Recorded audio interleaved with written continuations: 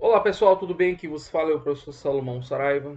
Pessoal, vamos aqui, portanto, dar seguimento aos nossos trabalhos. No nosso encontro de hoje, vamos falar de direito processual coletivo. Repito, no encontro de hoje, nós vamos tratar de direito processual coletivo. E nesse sentido, vamos acabar tangenciando, tocando em temas como direito do consumidor, direitos e interesses difusos e coletivos. Então, eu te convido aqui para a nossa videoaula, ao videoaula especial, a tratar de um dos temas importantes, neurais aqui da temática do direito processual. Bom, então nesse sentido pontual, nós temos que lembrar que os sistemas processuais, a ideia de sistemas processuais, ela conhece, né, ela se comunica com dois tipos de tutelas jurisdicionais. Então, vamos começar aqui tratando sobre sistemas processuais. Então, no que tange a sistemas processuais, nós temos a tutela jurisdicional individual e temos aqui a tutela jurisdicional dita coletiva, tá? Vou comentar um pouco aqui sobre elas e aí depois eu vou escrevendo aí para vocês. Olha só. Então, primeiramente, a tutela jurisdicional individual é aquela que é voltada à proteção de direitos materiais dos indivíduos. Quando a gente fala proteção de direitos materiais do indivíduo, não estou falando que não inclua grupos, associações, até mesmo numa exemplo, uma ação exacional de execução fiscal, o Estado propondo uma ação justamente para fazer levantamento do crédito tributário.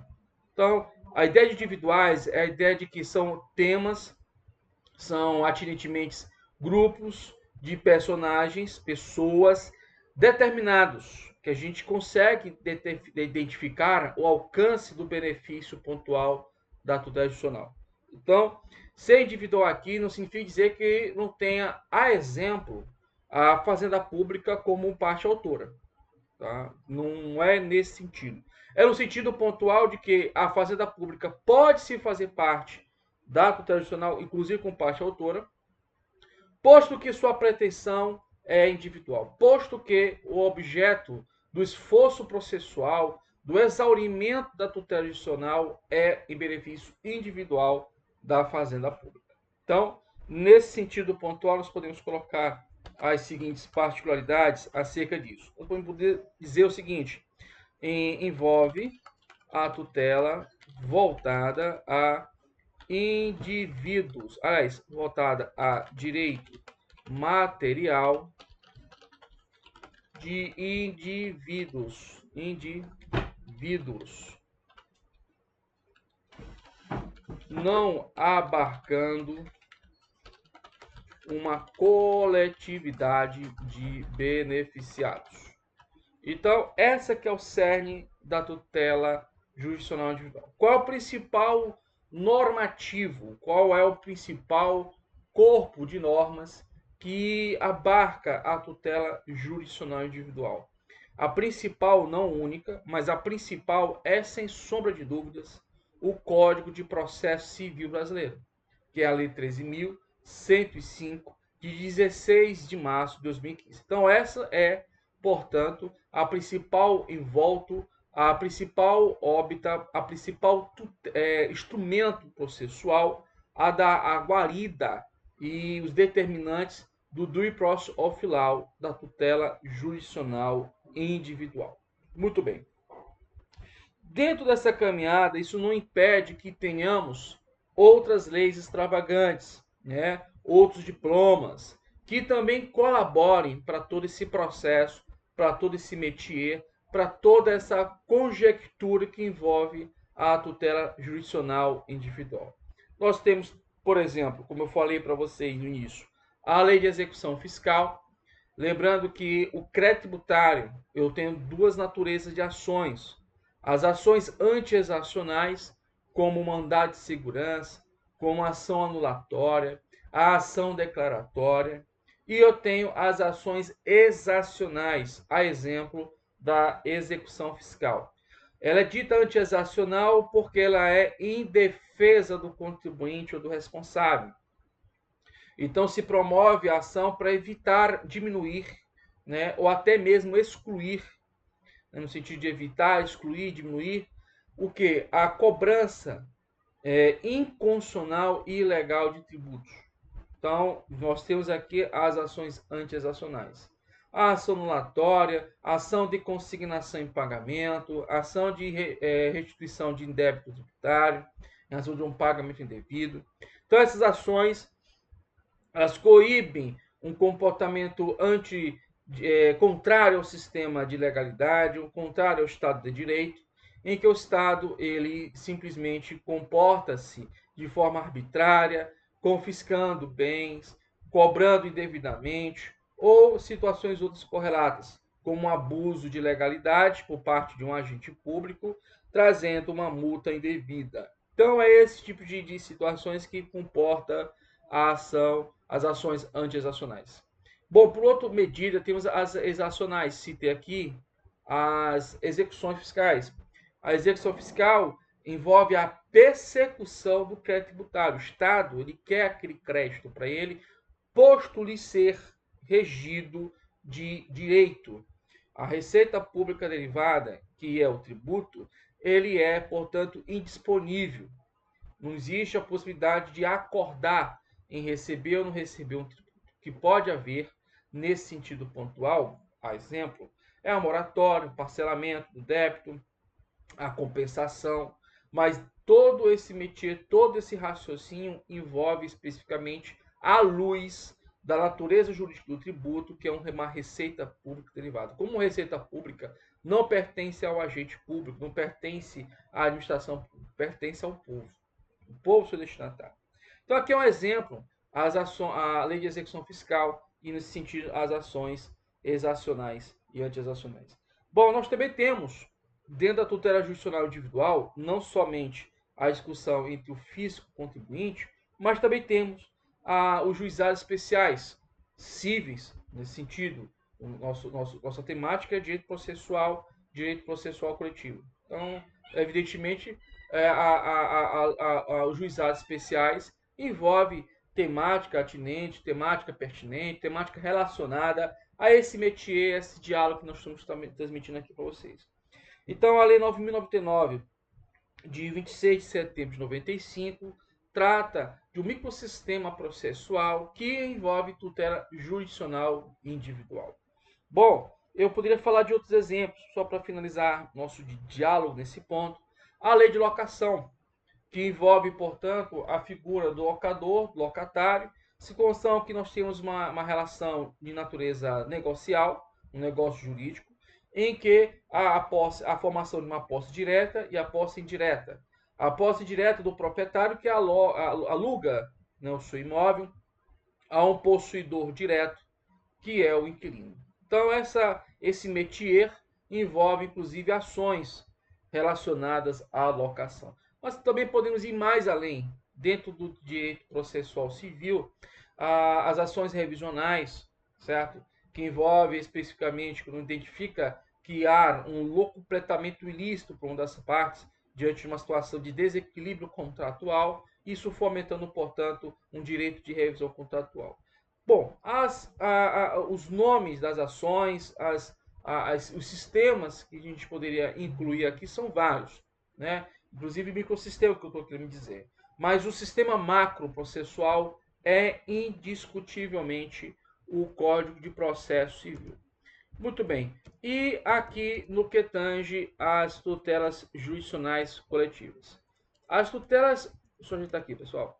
As tutelas jurisdicionais coletivas, como o próprio nome está embarcando a informação, nos apresentando, nos ilustrando a sua temática, é o oposto, por assim dizer, do individual. Por mais que o termo individual não comporte um sentido de exclusividade de uma só pessoa, possa haver, por exemplo, uma associação, mas aqui a esfera da coletiva de atuação ela é mais ampla, inclusive envolvendo sujeitos indeterminados, que é bem diferente da tutela jurisdicional individual. Então, aqui nós temos que identificar, né, uma esfera pontual de distinção entre a tutela judicial individual. E essa distinção que nós vamos utilizar não é outra melhor do que a de Daniel Assumpção Neves.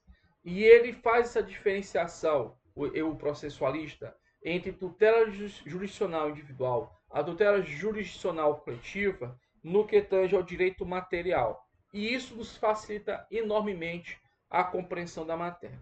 Então acaba que a tutela jurisdicional coletiva, ela vai abarcar um corpo residual de direito material. E mais, ela vai abarcar os chamados direitos coletivos lato sensu.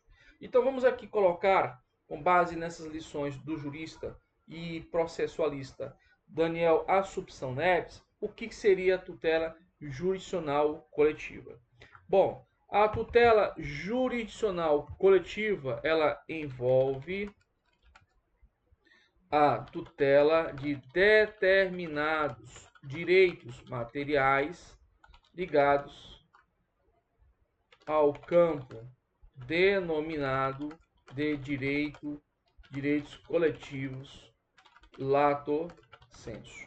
Então, dentro desse contexto, desses direitos ditos coletivos lato sensu, aqui já abarco uma outra doutrina para a gente entender, lembrando que no livro de Daniel Assumpção Neves, ele só importa dizer que envolve uma determinada categoria ou tipologia de direitos materiais. E aqui eu estou incluindo no conceito de Daniel, posto eu fazer um diálogo com o direito ambiental, posto eu fazer o diálogo com o direito do consumidor, que é essa parte aqui, ó, ligados ao campo dos direitos coletivos lato sensu. Muito bem. E o que seria esses direitos coletivos lato sensu? Nós teríamos os direitos / interesses, difusos, coletivos e stricto sensu e individuais. A garganta está um pouquinho cansada, mas nós vamos em frente. Individuais homogêneos. Muito bem. Seguindo o barco, então veja a diferenciação. Já na tutela judicial individual, a marca dela é voltada a direitos materiais de indivíduos de certos segmentos. Já a tutela judicial coletiva envolve a certos direitos materiais ligados ao quê? Aos direitos coletivos lato sensu. E que direitos são esses? São direitos difusos, coletivos ou coletivos sensu ou individuais homogêneos. Bom, dentro dessa lógica aqui, pessoal, é muito importante a gente fazer aqui uma ilustração para a gente entender um pouco esse métier e a gente avançar aqui na construção. E essa ilustração que eu vou colocar aqui para vocês, ela vai nos representar bastante e fortemente essa diferenciação. Eu vou só aumentar aqui um pouco, pronto.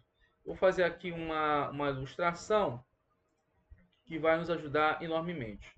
Bom, suponhamos que isso aqui seja uma reta, né, no ângulo de 90 graus, em relação aqui ao canto esquerdo do monitor. Vamos colocar aqui um pouquinho mais intensa a coloração aqui. Botar sobre a cor vermelha. Pronto. Vou fazer. Opa. Ótimo. Aí aqui eu vou fazer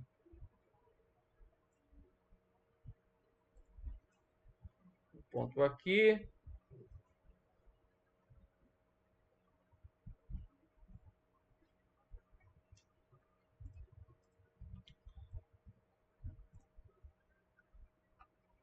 Deixa eu botar assim para cá. Diminuir um pouquinho aqui. Diminuir mais um pouco aqui.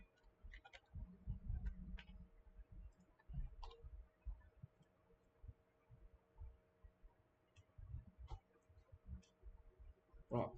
Acho que tá legal aqui, né, pessoal? Aliás, eu vou botar de preto, porque eu vou escrever em vermelho, porque fica mais fácil para o aluno estudar depois e ler. Muito bem, então a ideia aqui, pessoal, lembrando que isso aqui é um ângulo de 90 graus, certo?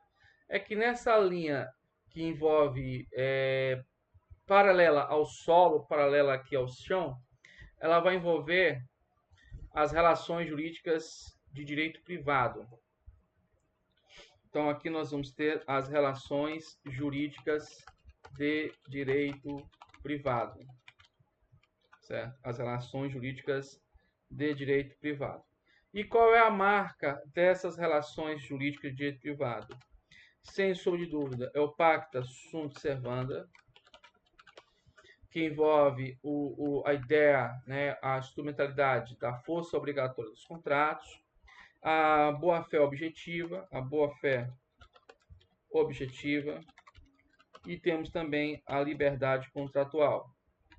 Existem outros mais, mas para a nossa aula de hoje está de tamanho suficiente para a compreensão dos institutos que nós vamos operacionalizar hoje. Muito bem, galera. Vamos lá, vamos em frente, que a batalha é grande.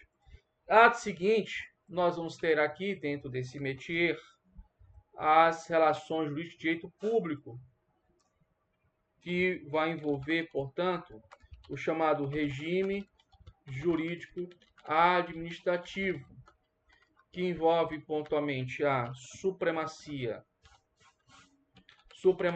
do interesse público,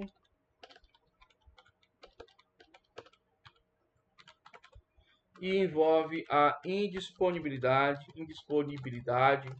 do interesse público. Legal. Ótimo. Bom, quando a gente fala de supremacia do interesse público, essa supremacia do interesse público, pessoal, é sobre a óptica do direito privado, tá? Não vai te iludir que essa supremacia é sobre todos os nortes, todos os vértices de interesse. Acho que eu vou colocar aqui mesmo, gente. Não é sobre todos os nortes, sobre todos os vértices de direitos. Então, essa supremacia do interesse público, ela reverbera sobre o privado. Tá? Eu vou colocar aqui porque eu vou fazer aqui uma relação de diferenciação com o privado. Então, essa supremacia do interesse público, ela ressoa diante do interesse dito privado. Tá? Ela ressoa bem aqui. Já, por outro lado, a supremacia do interesse, aliás, a indisponibilidade do interesse público também, ela repousa um comparativo com os interesses, aliás, com os direitos ditos privados. Tá? Então, são duas relações que a gente pondera bem aqui. Então, a supremacia do interesse público é perante os interesses privados, que é o que está aqui nessa reta representada, e a indisponibilidade do interesse público é em relação ao quê? As relações privadas. Então, veja, a licitação, a exemplo, ela é regida, sem sombra de dúvida, sobre uma observância da supremacia do interesse público. Então, não pode simplesmente ter uma licitação já direcionada para um grupo de vencedores, né, ou um vencedor, porque ela tem que fomentar especificamente o quê? A isonomia. Então, dentro desse sentido pontual, desse critério, nós podemos também ter a ideia de receita pública. Seja uma receita pública originária, que é decorrente, por exemplo, de aluguéis, ou derivada, seja ela decorrente de tributação, ela não fomenta, ela não se construi, ela não se solidifica sobre os imperativos pontuais dos interesses privados. Pelo contrário, mesmo sendo um contrato de locação, suponhamos um imóvel alugado pela prefeitura para determinado texto inquilino, né, observando evidentemente a lei de licitações e contratos administrativos, e essa aquisição, esse contrato está dentro da legalidade, mas mesmo assim, ela não pode simplesmente renunciar a essas receitas, esse valor contratual, por relação de amizade, de pessoalidade, posto nós estamos diante dos imperativos das relações jurídicas de direito público. Pessoal, eu vou fechar esse bloco aqui pontual, tá? E já retornamos. Muito obrigado, até daqui a pouco.